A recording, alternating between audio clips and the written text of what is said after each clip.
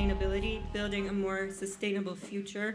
We're going to talk about it from the lens of sustainability, and we have 4 amazing panelists here that I'm very excited to introduce. I'm Diana. I'm the head of research and sustainability for the GBBC. And when we talk about sustainability and ESG, it's really important to note that the E, the S, and the G are very interrelated. One way that we approach it is a lot of people think of the E, the climate issues, but in many ways, climate change affects disproportionately marginalized societies, and that's where the S gets interrelated. But really, ultimately, we take a step back, and it all emanates from the governance, how decisions are made, how operations are run, from a management perspective and also from a policy and government related perspective. And blockchain as a record of data is extremely valuable in order to have that holistic view of the full sustainability, the full ESG impact of an operation, of an organization. And so now I'm going to let the panelists each introduce yourselves briefly, and we're going to get started with the conversation. And actually, they're ordered in the pictures in the same order that they're seated, so we're going to be very linear. So thanks, Diana. You make it easy for us. Kerstin Enochsson is my name. I'm heading the procurement team at Volvo Cars. Doug Johnson-Poengson. I'm chief exec of Circulor. We do traceability in complex industrial supply chains, and this is one of my clients. Good afternoon. Duncan, Johnston-Watt, co-founder and CEO at BTP, Blockchain Technology Partners. We're helping to create the middleware for this industry. Good afternoon. My name is Chen. I'm a 22-year veteran of the recycling industry at this point, and 6 years ago I started on the blockchain journey, and we have RecycleGO, which has built a recycling and sustainability blockchain. Well, excellent. We're so excited to have you all. And as we talk about the problem that exists in supply chains and potential solutions through open data, transparency, and accountability through blockchain, we're in a situation today where blockchains are very deep, they're very complex, there's many different players, and I'm going to get started with Kerstin. Could you walk us through how Volvo is using blockchain to improve traceability, transparency, and accountability in your business practices, and also a little bit like how it works, how you've planned it, and please go ahead. Okay, so let's start. We are part of the automotive industry, and we do acknowledge that we are part of the problem. Emissions from our industry are huge, and we want to be part of the solution as well. Volvo Cars as a company has been very vocal around being fully electric company, so producing only battery electric cars by 2030, which is only 8 years from now. That is very quick in our industry, and being a climate neutral company by 2040. So in order to get there, there's quite a bit of work to do, and there are different aspects in sustainability which we want to highlight. You're probably all familiar that Volvo has a very strong safety history, so everyone knows the seat belt, and that is what Volvo is very known for, safety. We do see sustainability as an element of that as well. You could say it's planetary safety, because it has to do with our future together, and we take our role as part of the automotive industry as extremely important, that we need to do things in a much better way. So blockchain is one of the areas in which we have engaged in a few years ago. There are 2 main reasons for engaging, and one area is ethical business, which is part of sustainability, of course, ensuring that every player in the supply chain, especially around battery electric cars and the batteries, is doing ethical business, and there are some question marks. I will give you an example in a second.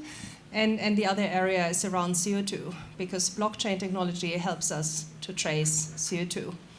Talking a little bit about ethical business, one of the important battery materials is, of course, cobalt, as you all know. More than 90% of the world's cobalt used in battery electric cars is coming from Congo, and working conditions are not always as we want to see them. So we've gone out to Congo to look into different mines. We have audited different mines with partners from the industry, and we simply want to ensure that the cobalt that is coming into our cars is originating from those mines. So on the long process, and we have a very deep supply chain, maybe with 5, 6, 7 players in between, that this cobalt, broken in the proper way, is ending up in the cars. Because we do see that there are more and more customers being very worried around battery electric cars, where the materials coming from. There is so much in the news. So we want to ensure that the customer can have the peace of mind seeing that his or her car has materials which are ethically broken. So very practically, there's a vehicle identification number. It's in the windscreen. You can see it on every Volvo car, and that's nothing special for Volvo. Every car can be identified with a very long combination of numbers and letters. And you can take this code, go to one of our Volvo dealerships, and then he or she can help you to identify where the cobalt is coming from which mine. So, and then all along we use blockchain technology, so it's a lot of code, a lot of lines with codes and numbers, but they are actually then giving the full traceability of the chain. That's excellent. And we know also that in the whole ESG conversation, there can be a lot of greenwashing. And when we talk about electric cars or energy efficient cars, energy is not the only thing. There can be other aspects that are problematic with respect to labor issues or governance issues at the management level. Can you speak more about the issues with electric cars? And So electric cars should of course help our world with reducing CO2 emissions. But if you look at it, you have one usage phase of the car, and as long as you are charging your car with renewable energies, you're good. So then it's like CO2 free basically. But the bigger problem is the car itself. And we as a car manufacturer need to make sure that the product itself, the car itself, has as low CO2 as possible. When making the analysis, we do see that the battery electric car has more CO2 in it than the combustion engine car, the conventional car. So where is that coming from? That is coming from the battery materials, which are partly CO2 heavy. And it's also coming from usage of much more aluminium in the cars. So we are focusing on working on 3 different elements. One are the battery materials, and here giving you an example again. Nickel is another big runner, high runner in the cars. So there are 50-something kilos of nickel in every battery electric car, a fully electric car. So here we need to make sure that we get nickel from the right sources. And it can be 20 times difference where you get the nickel from. So if you get it from some, say, bioleaching processes somewhere in Scandinavia, you have a super footprint. But if you get it from other parts of the world, the CO2 impact of the nickel only can be times 20. So here again, tracing with blockchain technology, the CO2 down to the mine is absolutely crucial. So battery materials are being worked upon heavily from our side, but also aluminium. You can make sure that you are connected to hydro smelters here. Also a huge improvements on CO2 per car. And then of course fossil-free steel. That is something everyone in the industry is longing for, and many other industries as well. So I think, well, greenwashing, you really need to work extremely hard on your battery electric cars to make them relevant for the purpose many customers purchase them for. That's right. It's not so simple, right? No. And when we talk about large companies today, again, we live in a world where in many ways large companies are bigger than entire countries with respect to, if you compare the market cap of a large company as opposed to the GDP of a lot of entire countries, right? So there's an increasing need for governance from within, from the perspective of how companies are managed and also the regulations that companies are subject to. What can you say, Kerstin, with respect to the standards that are appropriate in this space? So we have EU battery regulations coming up. We do have a battery passport that is coming up that is exactly tracing what I tried to talk about before on ethical business and low CO2. But there are also other EU directives coming up, and in general there are more acts coming up all around the world, really wanting to trace the content of certain raw materials or of certain components in the cars. So I do see that traceability in general, and with that transparency, of course, is absolutely needed, and it's only increasing. So whatever products we are using for traceability, we are keen on having having them up to standard of these, say, EU regulations coming up. The other big challenge is, of course, to onboard all our contracting partners. So in our supply chains, again, super deep, we need to have maybe 7, 8, 9 different parties being contracted to be part of the blockchain. And the blockchain, or say our supply chains, are ever changing because we want to have better cars all the time. So as soon as we are changing the chemistry in the battery electric cars, we need to redraw the blockchain, because then we might need different minerals, or at least a different grading of the minerals. So it's a bit of maintenance. Great. Yeah. Well, thank you for sharing all this. And now I'm going to move it to Doug. There's an interesting connection with Circulor here. Could you tell us a little bit more about your involvement with Volvo and your platform as a whole? So we've been the platform behind this sort of now 3.5-year journey with Volvo Cars. A wonderful explanation of the business rationale for doing it. So I'm going to go a little bit deeper and talk about how it actually works and touch a little bit on the technology side of it. What you obviously need to do is create a digital thread that follows the materials from source to consumption. That could be recycled, or it could be freshly mined raw materials. And you have to create a reliable digital twin in circumstances as varied as a huge industrial mine in Western Australia, where the approach to digitizing a 200-ton parcel of nickel is wildly different to the approach you might take to a 30-kilo sack of cobalt ore in an artisanal mine site in the Congo. And we're doing both. I won't go into the detail of how unless we want to go there with questions, but the challenge then, of course, is it's not like tracking a strawberry. A strawberry's a strawberry in the field, and it's a strawberry by the time it gets to your fork as well. Here, of course, you're dealing with rock that is becoming a car. And it's, if you think about battery materials, nickel, cobalt, manganese, lithium, graphite, there's others. All of them start as rock and undergo fundamental chemical transformation in the refining process, the amalgamation with other raw materials, so it'll be properly mixed up, and then that precursor might be sintered together with another material and is eventually used to coat a copper film that's the cathode inside a battery cell. It's a horribly complicated journey. And the material, it's not as if you can apply a DNA test, if you like, to a material halfway through the supply chain and say, where did it come from? Because its chemistry has changed. So you have to be able to attach the input ingredients, the output product, multiple times through the supply chain, as well as scan points through that production process, so you can be confident that the output product did in fact come from those input ingredients. I often use the analogy of a cake recipe, so forgive me for keeping it simple, but so much flour, so many eggs, so much sugar goes through a defined mixing process called a recipe, spends an hour in the oven, and comes out as one cake. Only a TV chef can make a cake in 2 minutes, but for the rest of us, it takes an hour. Now, if you make 20 cakes, you clearly added flour from a different source that wasn't perhaps traceable. And if the elapsed time is wrong, clearly that cannot possibly be made with those ingredients. That's the basic method, and it's applied multiple times through the supply chain, essentially code the chemistry. Now, what I've just talked about is how you create a reliable chain of custody. Kerstin talked about understanding the ESG performance, including carbon intensity from each of those participants in the supply chain.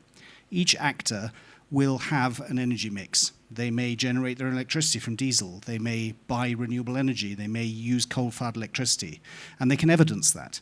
And so that means that what we can do is collect a slice, an attributable slice of their Scope 1 and 2 emissions, and add it to the flow of materials all the way through the supply chain. And that way, when you get to Volvo Cars, what you have calculated is an inherited Scope 3 emission, which I would argue is the defining challenge of our age. The World Economic Forum published in 2020 a report called The Supply Chain Opportunity. It talked about the 8 most polluting supply chains, and that around 80% of all carbon emissions from those supply chains are inherited. Those 8 supply chains account for 50% of all global carbon emissions, so exhorting us to walk more and eat more beetroot burgers isn't really going to make a difference unless we deal with the difficult stuff behind the scenes. Volvo Cars is a pioneer of this sort of proof, and I'm proud that we work with you and now work with a whole variety of other car manufacturers as well. You've talked particularly about illuminating high-risk supply chains and that you can't manage what you can't measure. Could you elaborate more into that? Yes, so if you are trying to understand whether or not, for example, you've responsibly sourced your cobalt, or you're trying to understand the inherited carbon emissions from midstream participants perhaps in China in the battery supply chain, that data is not always particularly convenient or nice to see.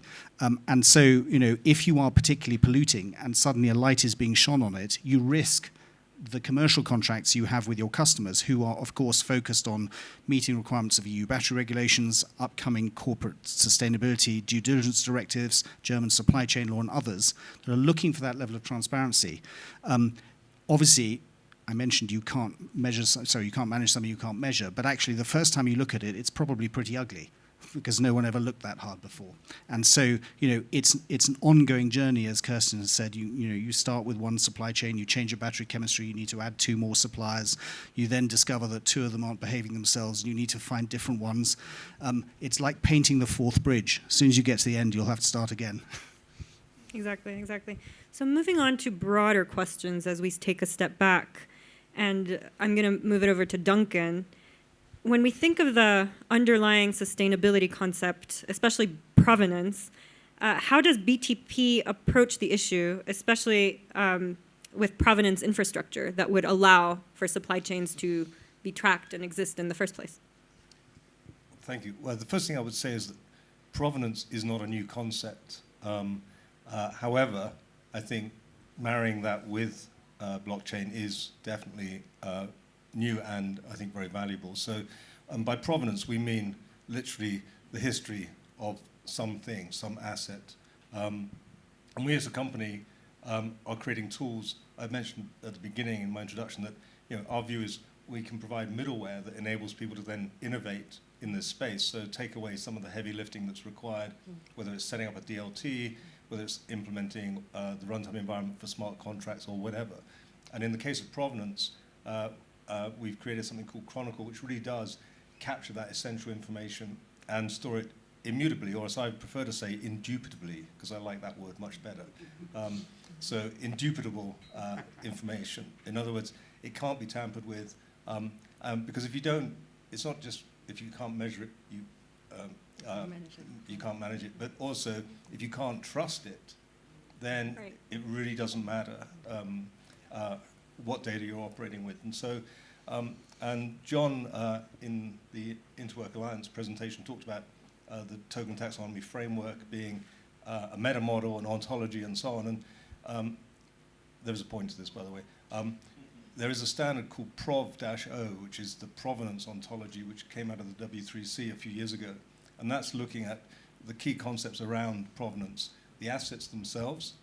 So those can be digital, they can be physical. The agents, so this very much applies to what you guys are doing, that interact with those assets all along that sort of, I like your concept of a deep blockchain. It's several layers deep.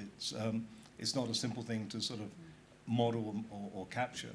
And then finally, what are those activities? So what is it that those agents are interacting with that asset around? And whether that's simply mining some ore, or whether it's going through a complex chemical process, it's being able to capture every step of the way. And what I know this is about sustainability, but what I like about the notion of provenance is it permeates so much of our thinking, even though we don't realize it. So, it's been around for forever, but I think it's now come much more sharply into focus with particularly industrial supply chains. I first came across it a few years ago with something called the PTI initiative, Product Traceability, in the States, which was because people were being poisoned by food that was off. And I think it was a cantaloupe that caused the problems. And I had this vision of a cantaloupe falling on somebody, but apparently it wasn't the weight of the thing, it was actually its quality that was the issue. Exactly. And that can transition very clearly into, as we think of provenance infrastructures, making provenance safe for human beings. There's a human component where the E and the S are interrelated. Can you speak more about that? Yeah, absolutely. So one area that we all care deeply about, I think, is the notion of critical infrastructure, and broadening this beyond just the automotive industry. I'm thinking now of things like the energy sector. There are many different. In fact, there was a presidential decree or order that discussed, 17 different sectors, all of which are classified as critical infrastructure.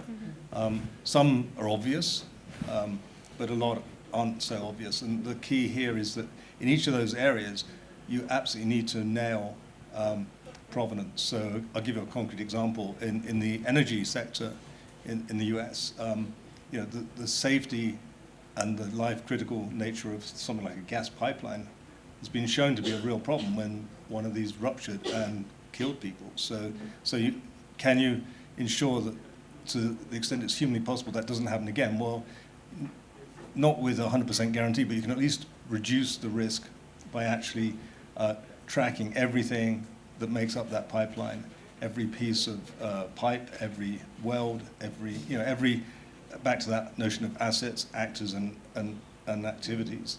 It's who did what to it when, and can we have that entire sort of chain of provenance available to us, and then use that to reason about and look for issues that may arise. Absolutely.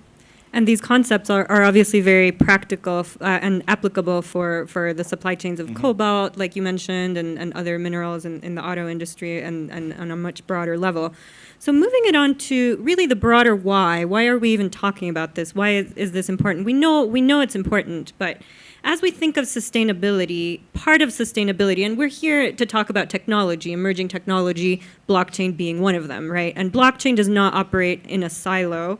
And also being aware that part of sustainability also means adoption of latest technologies in order to remain competitive and to remain relevant and to continue existing in the first place in the future in order to even have positive environmental, social impacts and the governance that comes with it. So Stan, moving forward to you, how are you with RecycleGO revolutionizing recycling for a truly circular economy through technology?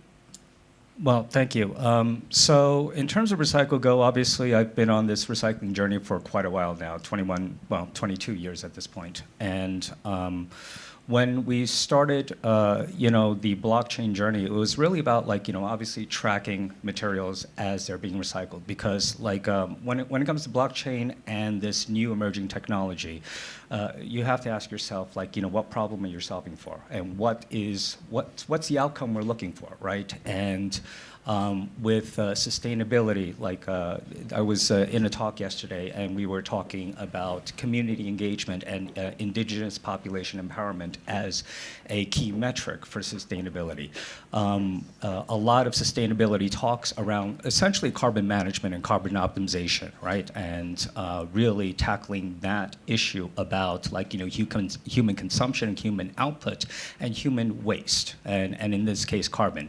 So we have huge problems around the world because of our consumption patterns and our waste patterns. One of them is obviously plastics, and this was the problem I was trying to tackle when I created RecycleGO. There's 420 million tons of plastics being produced every single year, and only 9% of it's being recycled. And how do we use technology? How do we use provenance, supply chain optimization, and really using the append-only ledger, right, as a tracking mechanism to fix this broken system that we have, right? I think in terms of RecycleGO, what we've built in terms of our initial builds is, okay, let's look at plastics. Let's understand what's going on in what's called the reverse logistics supply chain. How can we understand what's being produced, what's being leaked into the environment? Because it's not plastics that's the problem. It's the environmental leakage of plastics that's the problem. So how do we understand, how do we gather that data, how do we understand that data, and now how do we optimize the supply chain? Because ultimately, blockchain, to fully basically engage and get to the true value, the true utility of the blockchain, it doesn't operate in a vacuum. You have to take the blockchain, as an append-only ledger, you essentially, like, you're measuring that material, you're measuring the impact, essentially. And then you have to apply, like, you have other tools. We have IoT, we have like machine learning and AI to really, to truly realize the full utility of blockchain. Absolutely. So what would you say is the broader why in light of climate change and everything else? We're talking about how it's all interconnected. Look, it's, in terms of the broader why, it goes back to why are we doing this, right? We have this new toy, we have this new ball of yarn that, like, we like to play with, right? But it's the why is, I think, really about impact, right? Going back to Douglas and Duncan's comments in terms of if you can measure it, you can manage it, right? I like to, let's take that a little further. If you can measure it, you can manage it, but you also can place evaluation around it. What we're measuring is that activity, right? We're measuring what's going on, like, by tracking materials that's going through the blockchain as providing an immutable ledger, we're basically providing a historical event, right? We're showing proof of a historical event. And by that, in terms of, let's call it recycling, it's a measurement of impact.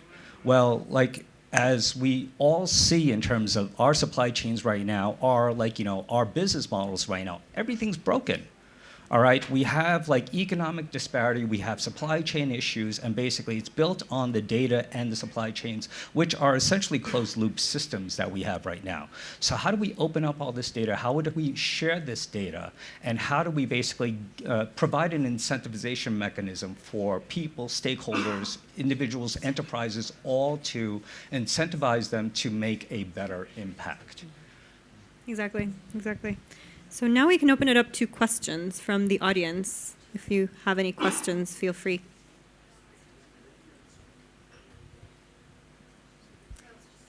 Son, go ahead. How do you manage the challenge of onboarding suppliers? Like Yes.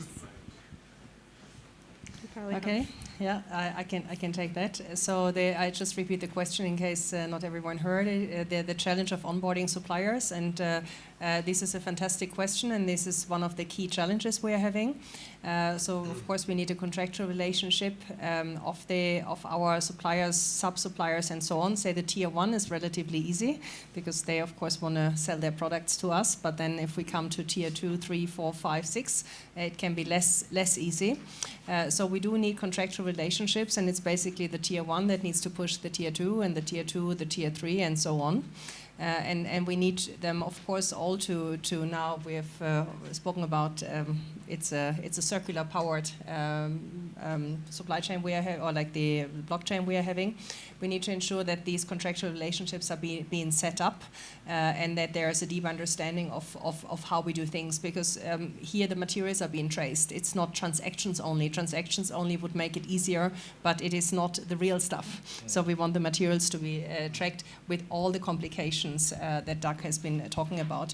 But I can tell you this is besides maybe new regulation coming up, the absolute toughest part, and that requires good collaboration with your partners. And we are so keen on seeing more and more OEMs jumping on the need of traceability, because then together we can really get this wave going. And we are a small player in our industry, so but if there are more and more coming in, it gets easier. And in the end, with all the traceability and all the new EU regulation coming, we do see that the entire industry needs to have this transparency and traceability. Maybe not all with blockchain, because that's a very complicated one, but also for 3TG, for example, the precious materials. Here we want to have some kind of traceability as well. Yeah? So it's a great question. Retrofitting an obligation of traceability onto an existing supply chain is obviously hard because you already have cascaded those commercial relationships. What we're now doing together is actually building traceability into the obligation for traceability at the point at which new contracts are being let. And clearly that means that the obligation of traceability is an integral part of the relationship with the supply chain. If you're going to be the pioneer, as Volvo Cars is, it's going to be harder. But then, of course, with that comes the kudos of being the pioneer, which they are. But yes, we both struggle every day with trying to convince tier 4 or 5 suppliers in the midstream in China to go, why should I bother? You have a question? Yes, I have a question. I'm Mihaela Ulielu. I'm Strategic Impact Leader at Input Output, the developers of Countdown. And I have a question for Stan. Actually, you mentioned, and I think a question and a remark. You mentioned the indigenous population as the way to a sustainable future. I would like you to elaborate a bit on that. But I think, it's not only about recycling, it's a broader picture because they do not look at nature as capital, as humans as capital. They look at humans as an integrated part of nature, and then all this going towards enlivenedness, and they use nature in a different way in this context for well-being of the human and of nature. I wonder if you meant this when you mentioned indigenous. Thank you for throwing that. Well, I guess I should appreciate you throwing that question at me. Look, I think I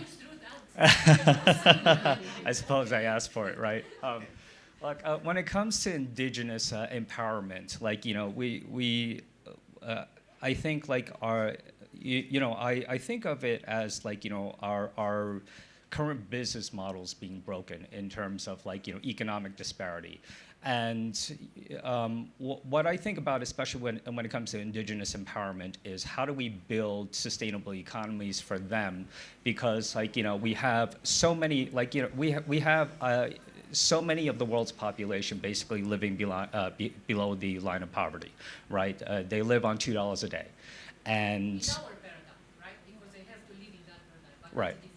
Yeah, but how do we the underlying ethos behind the Paris Agreement and the Kyoto protocols is how do we take essentially financial resources from resource intensive economies like first world economies and give those financial resources to basically resource rich economies, right? To essentially provide better lives and essentially hopefully to decrease our carbon impact, right? So how do we essentially shift money from point A to point B and basically save the world as we do it?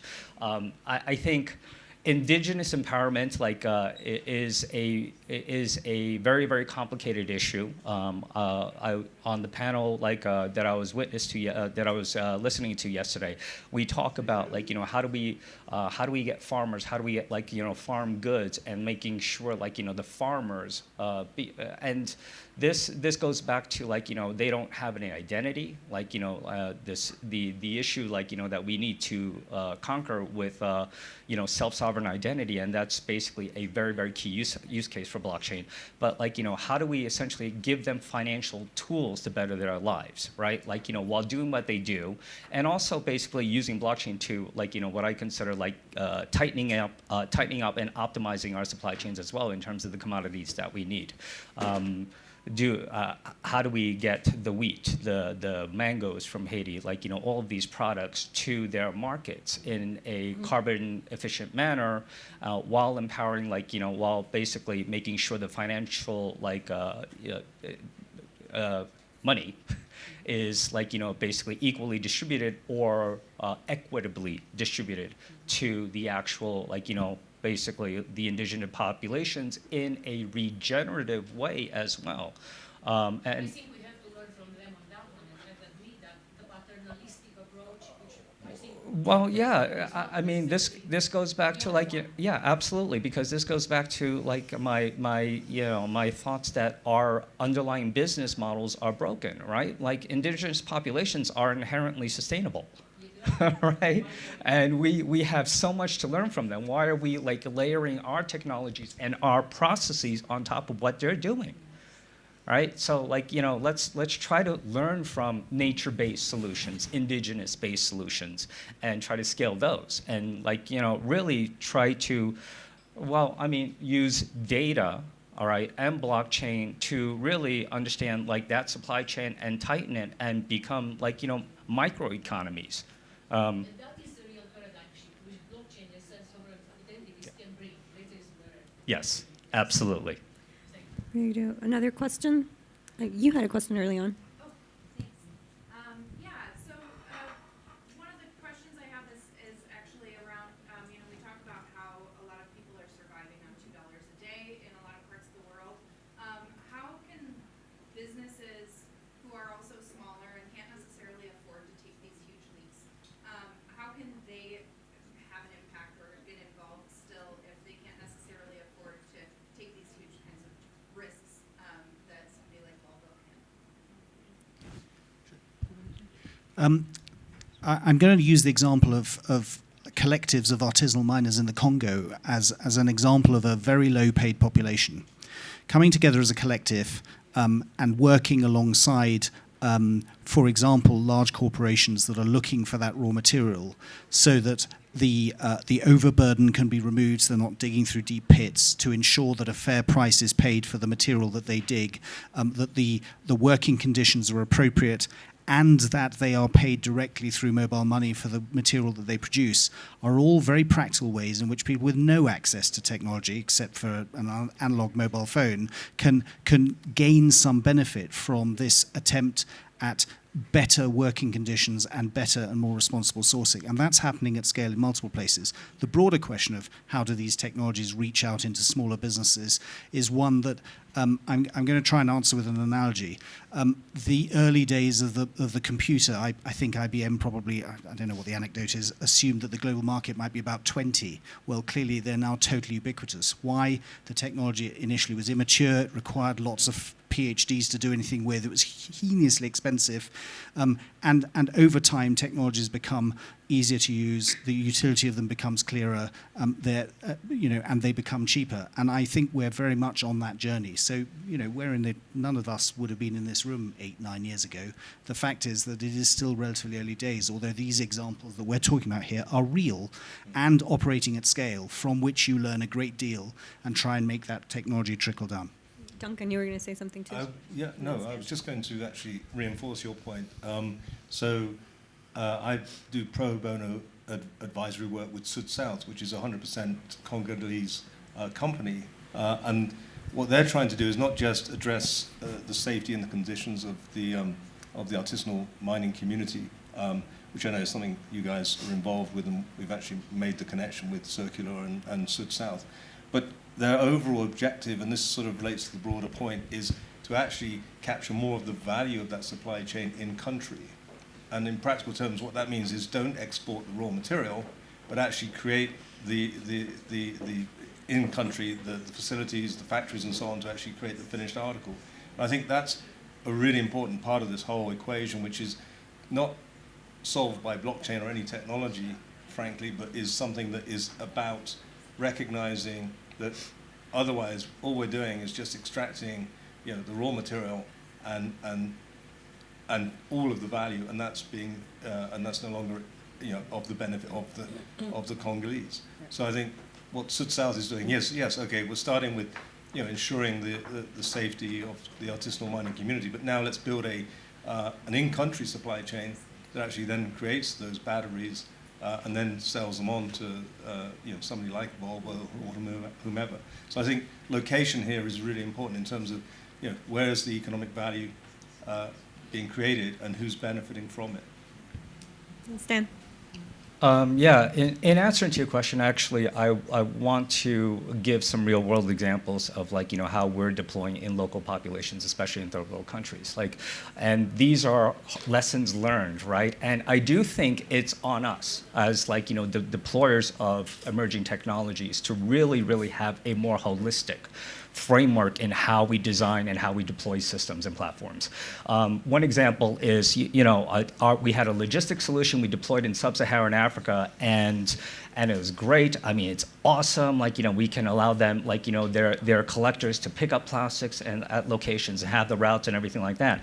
And when we deployed it, one lesson that we learned is they're going out in tuk-tuks, basically, and we designed our systems for an app, a smartphone app that you can basically plug into the lidar, especially because of very high-intensive, battery-intensive applications like GPS and mapping, right, and routing. Well, guess what? our app really didn't have any utility when you ran out of battery, like, you know, when you're going out on a route. That's one example. The other example, especially when it comes to third world countries, especially when it comes to small business or these kind of deployments is, again, like, you know, think globally, act locally, right? Like, you know, one other example is not a lot of people have smartphones. So how do you design a UX that implements blockchain technology? Like, you know, we're essentially using SMS to design a system where you can actually take advantage of all of the, you know, of all of the awesome, like, you know, things that we can get done with blockchain, but, like, you know, using, like, basically indigenous, well, like, you know, basically what's available or locally available technologies, right? So it's you have to find the right balance. You have to understand your markets. You have to really think more holistically, for sure. Well, we're going to wrap it up now, and thank you so much for coming, and thank you to all the panelists for an amazing discussion, and we'll see you at the next panel.